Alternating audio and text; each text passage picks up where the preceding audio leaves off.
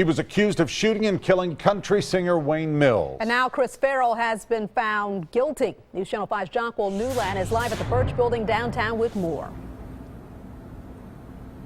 Good evening. For the past 5 days, jurors have listened to testimony from witnesses, detectives, and even Chris Ferrell as well. He took the stand yesterday. He was charged with second-degree murder.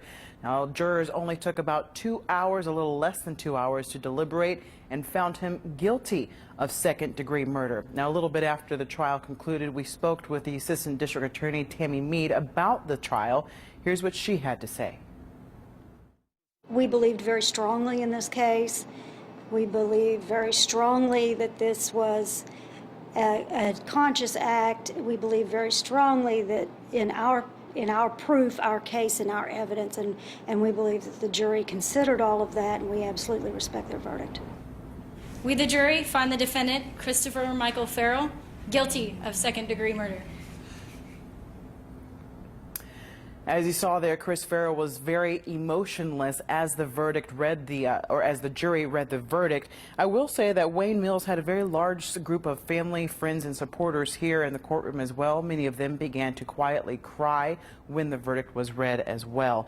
We spoke with his widow, Carol, after the trial too. She's very pleased with the decision the jury made. However, someone who is not pleased with that decision is the defense attorney, David Rabin. We spoke with him a little after the trial concluded, and here's what he had to say.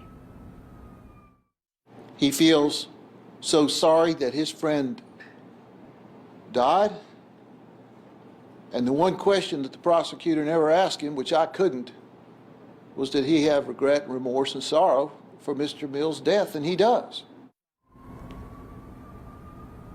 Now, Rabin says he does plan to file an appeal in this case. Ferrell is scheduled to be back in court for his sentencing on April 10th. In the Birch Building, I'm Jonquil Newland, News Channel 5 HD.